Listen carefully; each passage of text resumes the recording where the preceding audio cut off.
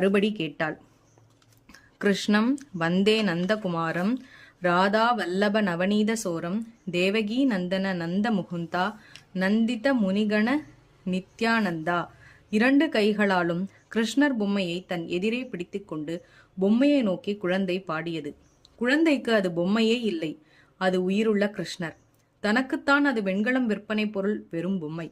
இந்த பொம்மை செய்த நானே இதை கடவுள் என்று நம்பாத போது வேறு யார் நம்புவார்கள்? கடவுள் என்று இதை நம்பாத போது எதற்கு இதை காசு கொடுத்து வாங்குவார்? ஐயா, என் தகப்பன் சுவாமி, எனக்கு புரிந்து விட்டது. தன்னுள் நம்பிக்கை உள்ளவன்தான் மற்றவருக்கு நம்பிக்கை தர முடியும். தன்னையே நம்பாதவன் மற்றவருக்கு என்ன விதத்தில் லாபம்? கிருஷ்ணா, நீயே இந்த குழந்தை வடிவமாக வந்து எனக்கு புரிய வைத்தாய். நான் தூக்கி வந்தது வெண்கலம் அல்ல, கிருஷ்ணர், உயிருள்ள கிருஷ்ணர், பல்வேறு வீடுகளில் குடியேறி பல்வேறு குடும்பங்களை வாழ வைக்கிற கிருஷ்ணர்.